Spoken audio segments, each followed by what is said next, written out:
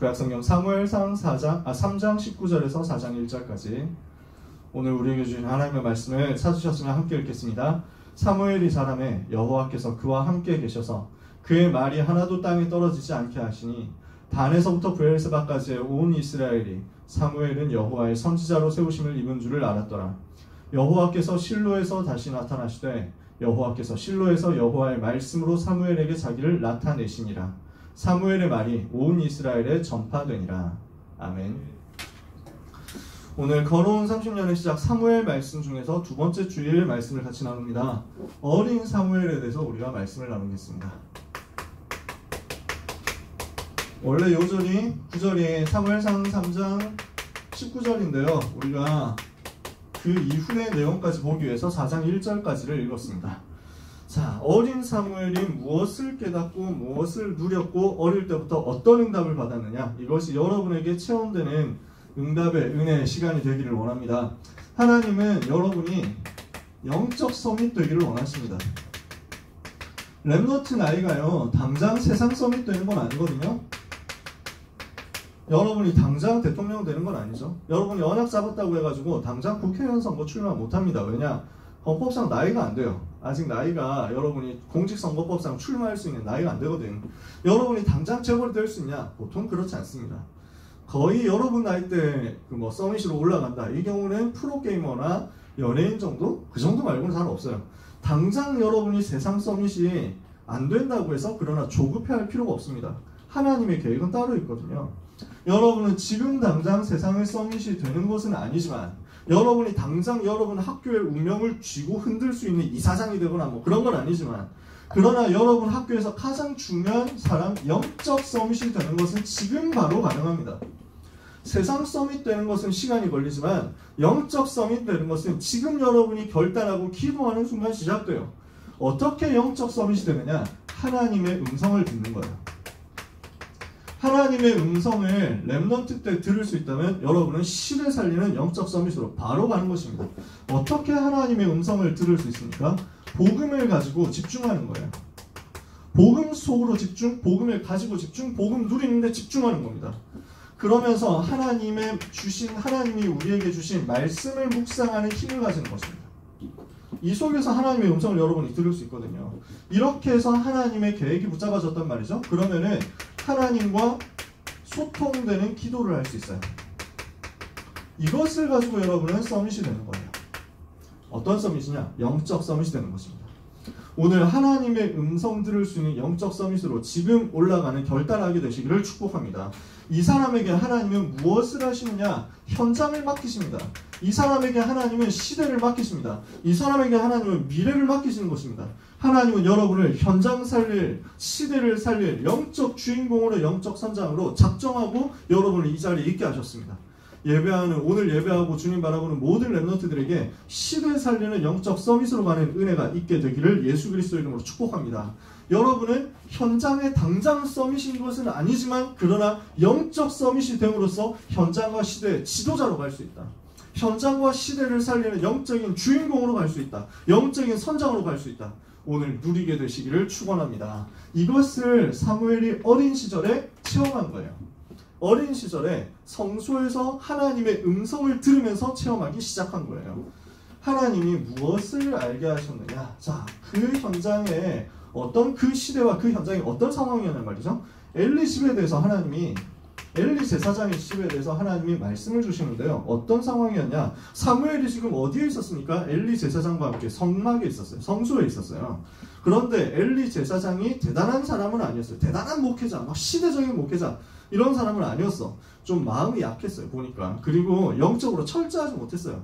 그러니까 아들들이 문제 일으키는데 이 아들들을 엄하게 메시지를 주고 아들을 엄하게 훈육시키고 진짜 한 시대 살릴 전도자로 훈련시키고 이게 안 되고, 이게 안 되면 그냥 내치기라도 했어야 되는데, 자격 없다 해가지고 다른 사람 세웠어야 되는데 그렇게도 못했어요. 그냥 마음이 약했던 거야. 착한 사람이었던 것 같아. 보니까 나쁜 사람은 아니었던 것 같아. 근데 언약을 철저하게 전달하는 사람은 아니었어요.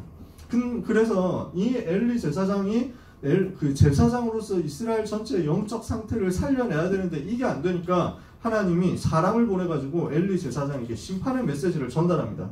요게 사무엘상 2장에 보면 나오는 부분입니다. 2장 27절 36절까지가 이렇게 쭉 나와요. 그래서 이 왜 엘리 제사장의 집을 심판하겠다고 하느냐, 여기에 대한 내용을 쭉 설명했습니다. 성경에 보니까 2장 27절에서 36절까지 나오는 내용이 이렇게 쭉 설명이 되어 있거든요.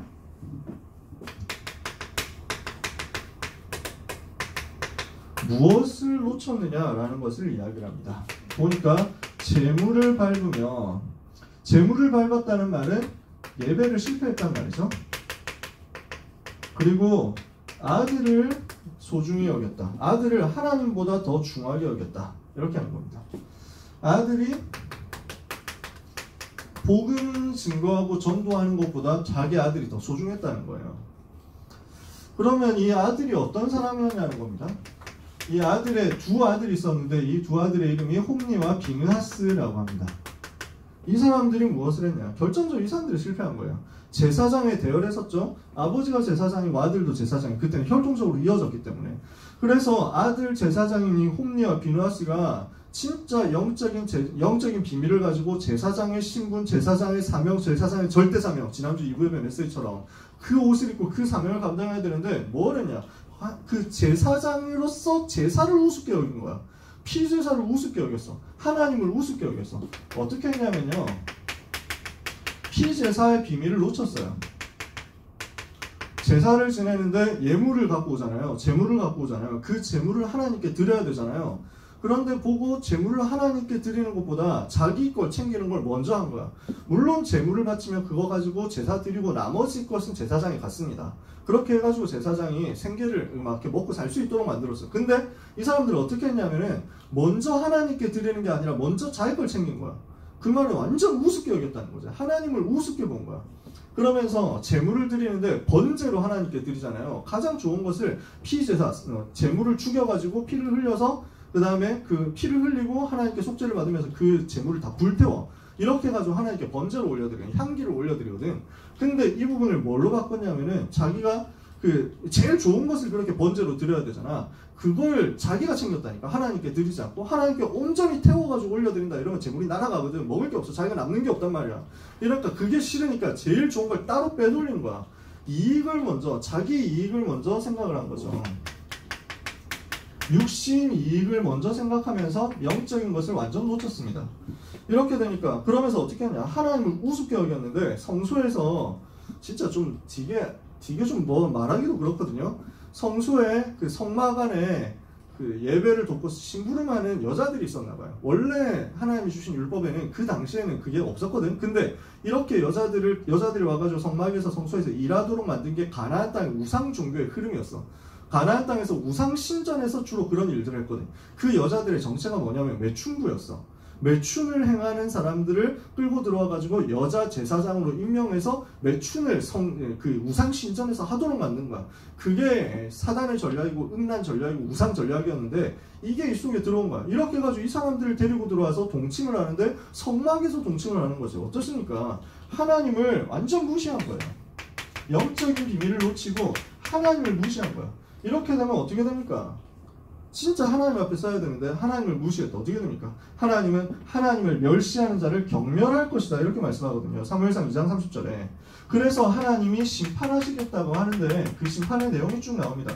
나를 무시하는 자를 내가 무시하고 멸시하겠다. 나를 멸시하는 자를 내가 멸시하고 경멸할 것이다. 그리고 노인이 없게 하겠다.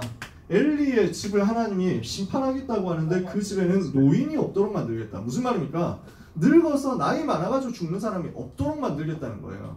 그래서 전부 단명할 것이다. 전부 비참한 죽음 맞이하게 될 것이다. 이것에 대해서 하나님의 사람이 와가지고 예언을 한 거죠.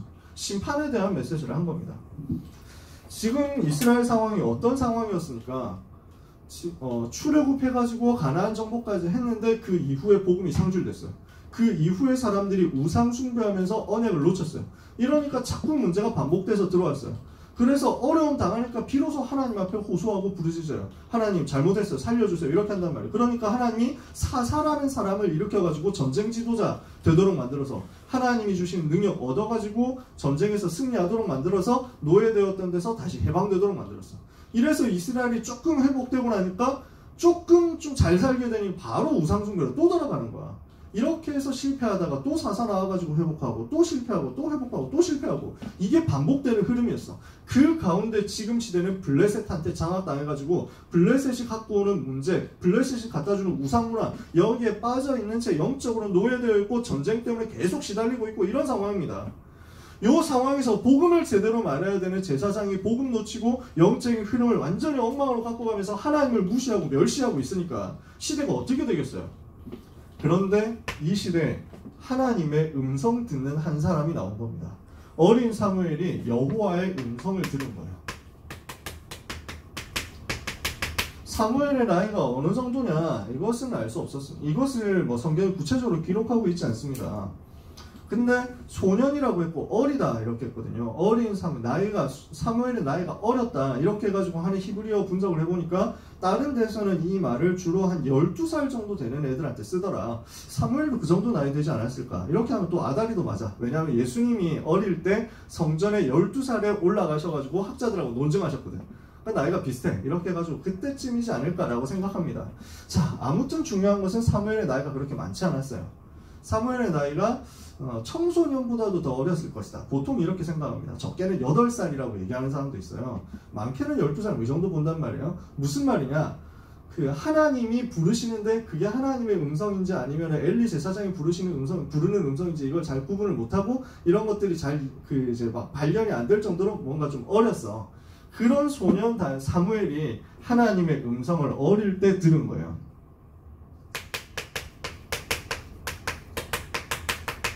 이 어린 사무엘이 하나님의 음성 듣는 데서부터 재앙시대 바꾸는 역사가 시작됩니다. 성경에 보니까 어떻게 됐냐? 아이 사무엘이 엘리 앞에서 여호와를 섬길 때 상황이 어땠냐라는 것을 설명합니다. 사무엘상 3장 1절에 아이 사무엘이 엘리 앞에서 여호와를 섬길 때에는 여호와의 말씀이 희귀하고 말씀이 희미해진 거예요. 말씀이 희귀해졌어. 말씀이 완전 레어해진 거야.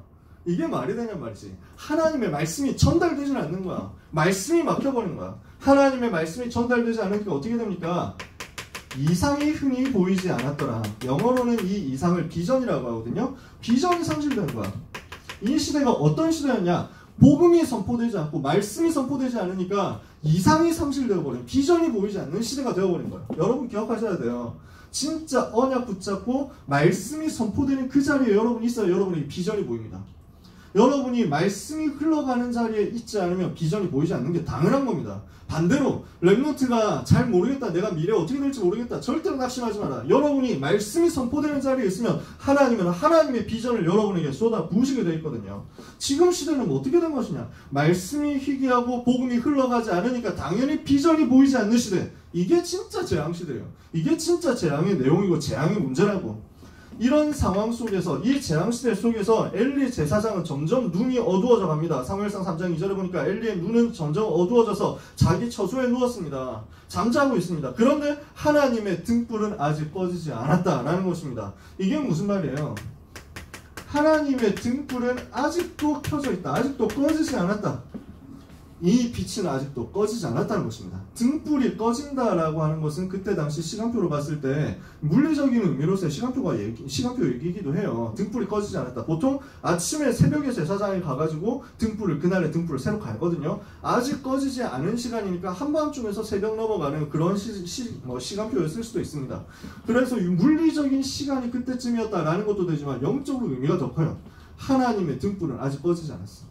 지금이 완전 하나님을 배반하고 지금 하나님을 거역하고 온 세계가 하나님을 대적하는 우상시대, 흑암시대, 혼미해진 시대 같아도 정말 복음 가진 사람들이 현장에서 잘 눈에 띄지 않고 이렇게 해가지고 전 현장을 우상이 장악하고 영적인 문제, 정신 문제 완전 현장을 뒤덮어버린 것 같을지라도 전 세계가 일어나가지고 하나님을 대적하는 것 같은 저 3단체가 문화를 장악하고 정치와 경제를 장악하고 하나님 대적하는 쪽으로 자꾸만 세상을 이끌어가는 것 같을지라도 하나님의 등불은 꺼지지 않았다는 거예요. 그래서 누구를 기다리느냐? 하나님의 음성 듣는 한 사람이 일어나는 것을 기다리고 있다는 거예요. 이때 어린 사무엘이 언약궤 곁에 누운 것입니다.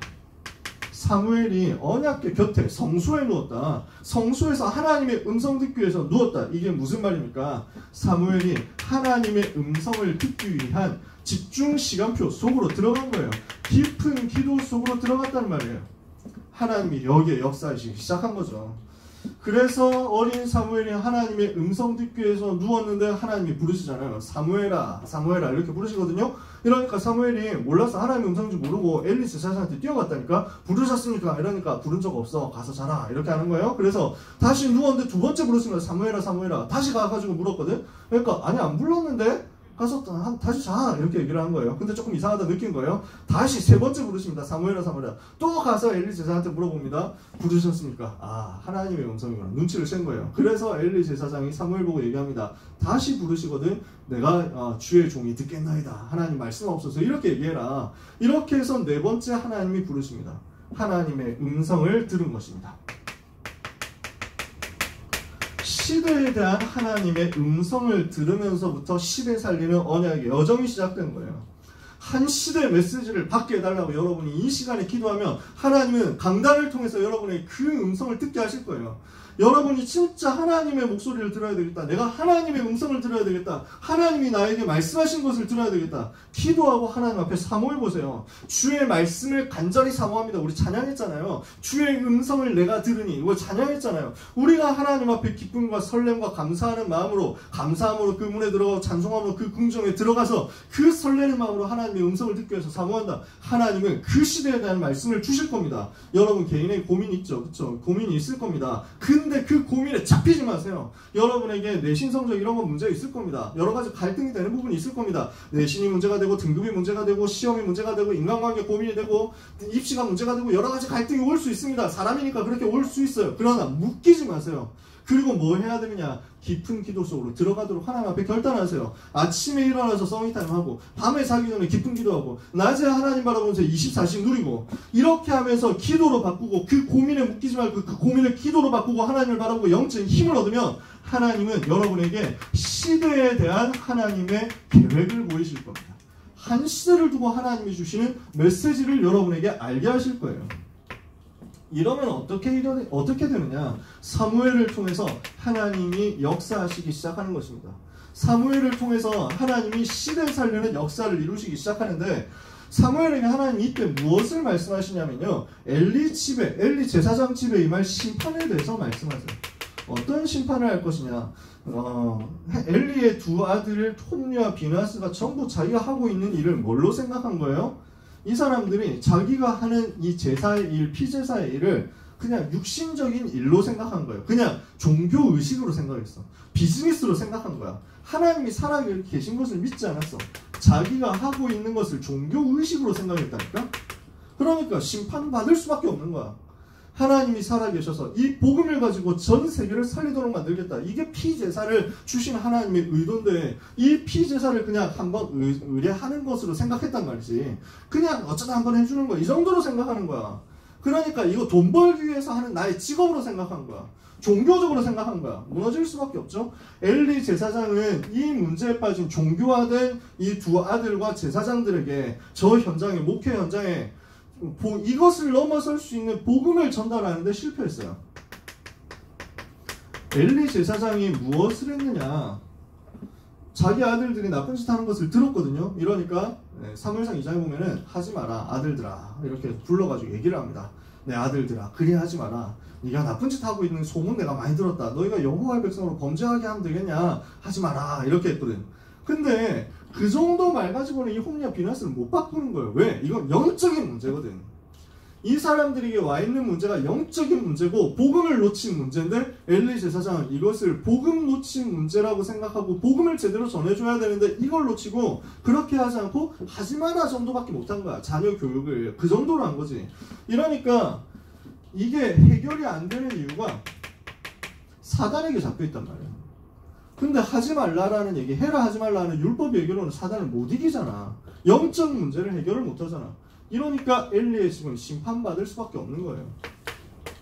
엘리 제사장 집은 심판받게 됐습니다. 어떻게 심판을 받게 되느냐? 전쟁터에서 엘리 제사장의 두 아들은 엘리 제사장의 두 아들들이 블레셋과 전쟁하는데 전쟁 자꾸 지거든요. 이러니까 언약궤를 가지고 나가면 이기지 않겠냐? 언약궤를 부적으로 생각한 거야. 이렇게 해서 언약궤를 메고 나갑니다. 어떻게 됐습니까? 전쟁에서 지고 엘리 제사장 두 아들 홈리와 비나스는 전쟁터에서 살해당하고 언약궤를 빼앗기고 이렇게 돼버린 거야. 이 소식을 듣고 엘리 제사장이 너무 충격받아 뒤로 쓰러져가지고 목이 부러져서 죽었어. 이런 사건이 벌어진 거야. 심판받을 수밖에 없었어. 그런데 하나님은 무엇을 하기로 계획했냐? 사무엘을 통해서 복음을 회복하기로 작정하신 거예요. 지금 어른들은 이렇게 해가지고 실패하고 있는데 하나님은 복음 깨닫고 하나님의 음성 들은 한 사람을 통해서 복음의 흐름을 회복시키기로 작정한 거지. 그래서 복음의 흐름이 회복되는데 오늘 우리가 읽은 본문입니다. 사무엘이 자라매 여호와께서 그와 함께 계셔서. 사무엘이 무엇을 누렸습니까? 여호와께서 함께 하심을 누렸습니다. 하나님께서 그와 함께 계셔서 하나님의 말씀이 사무엘에게 주어지고 전달되니까 사무엘의 말이 하나도 땅에 떨어지지 않게 되었습니다.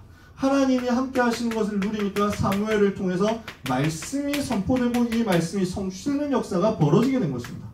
여러분이 현장에서 말씀이 선포되는 그 일에 심부름하게 되시기를 바랍니다. 그러면서 그 말씀 선포하는 심부름을 하는데 그 말씀이 성취된다. 이러면 여러분이 그 현장을 생각하는 영적 서밋이 되는 거예요. 그렇게 될 수밖에 없는 거예요. 온 이스라엘이 사무엘이 하나님의 선지자, 여호와의 선지자인 줄 알게 되었다. 이것이 오늘 우리가 읽은 본문이죠. 온 백성에게, 전체 이스라엘에게 말씀이 흘러가도록 선포하는 심부름을 제대로 한 것입니다. 그러니까 사무엘을 통해서 말씀이 선포되고 말씀이 전 이스라엘에 흘러가게 되니까 비로소 재앙이 무너지게 된 거예요. 이게 오늘 우리에게 하나님이 주시는 메시지고 하나님이 우리에게 원하시는 내용입니다. 여러분 정말 언약 붙잡게 되시기를 축복합니다. 그러니까 사사시대에 계속 반복되었었던 영적인 문제, 사사시대에 계속 반복되었던 전쟁과 실패 언제 막았냔 말이에요. 전쟁해가지고 승리해도 해결이 안 되는 거야. 언제 해결되느냐? 말씀이 선포되어서, 복음이 선포되어서 영적인 흐름을 바꿀 때 이게 해결된다고. 지금 한국과 세계에 오는 재앙을 어떻게 막습니까? 복음 선포되고 말씀이 선포되어서 이 말씀이 흘러갈 때 막는 거예요. 하나님 여러분을 통해서 이 일을 하기를 원하십니다. 그래서 모든 렘넌트 여러분이 하나님의 음성을 듣도록 기도하고 결단하게 되시기를 축복합니다. 무엇이 재앙시대의 흐름을 뒤집었습니까? 재앙시대의 흐름 뒤집은 일이 뭡니까? 구별된 자가 일어났어요. 나시린이 일어났다고. 선택받은 자가 나왔다고. 하나님께 자신을 드린 사람이 나왔다고. 남은 자 렘넌트가 나왔어. 이 나시린 렘넌트 한 사람이 하나님의 음성을 듣기 시작할 때, 하나님의 말씀을 붙잡기 시작할 때부터 재앙 막는 역사가 일어나기 시작한 거예요. 이게 재앙을 막았다고.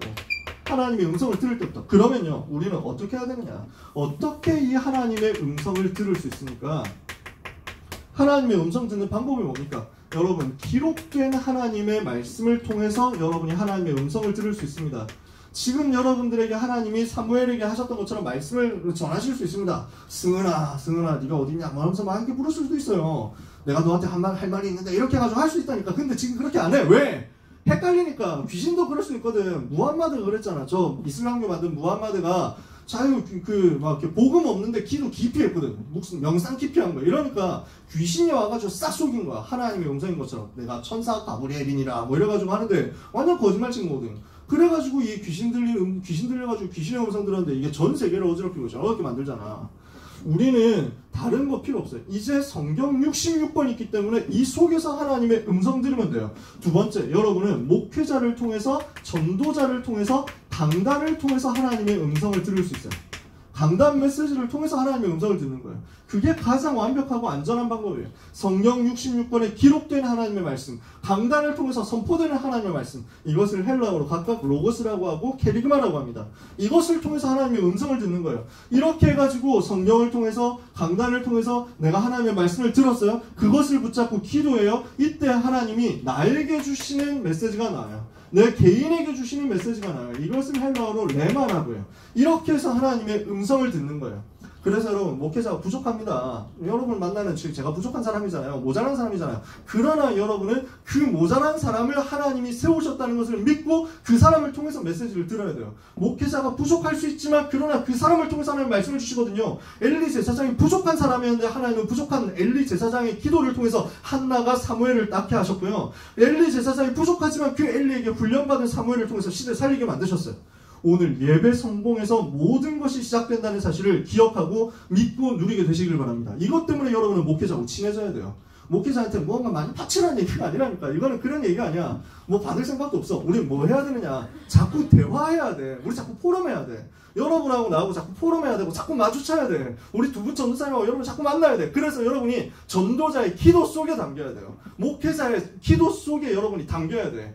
그래서 여러분 요 소통이 항상 되어져야 돼요.